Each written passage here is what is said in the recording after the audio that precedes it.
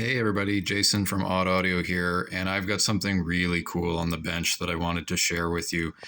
This is the Sony PS-F9, and you may not immediately recognize it with the cover off, but it is the famous Flamingo, which is a portable record player, sometimes called a record Walkman or an LP Walkman, but it's better known by its nickname of the Flamingo because you can actually stand it upright and play it upright, or you can play it flat down like this.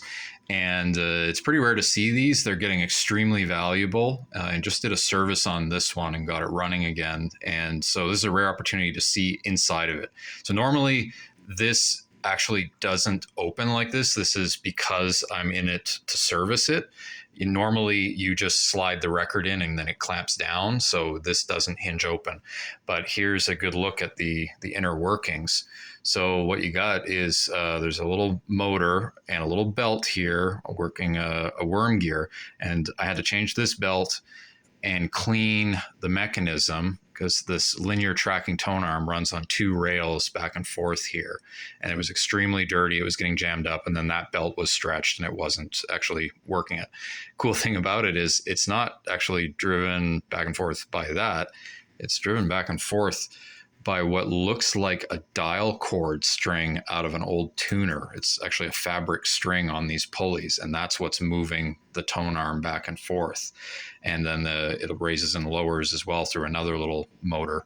Another cool thing is the record clamp mechanism, which you can see the guts of here. And this is the motor that drives it. And there's a gear on the outside, and I will turn it on to show you what happens. So if I can find the button here.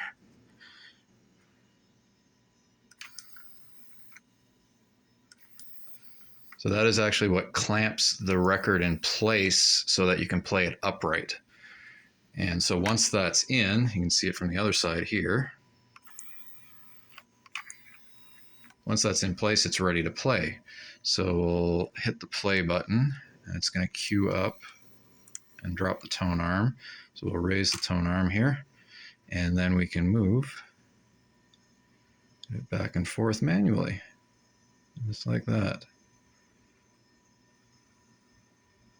And then if you hit stop, it'll return home. It's a seriously cool piece of kit. It's actually battery operated. I'm running it on batteries right now, in fact. It's got settings for 45 RPM and 7-inch and 12-inch records for the tone arm lead in and drop.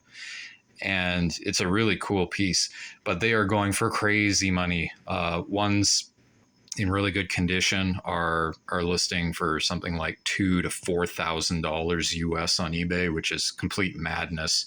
Like, this is not worth $4,000, but it's a really cool collector's piece. The guy that had it, this has been in his family for quite a while.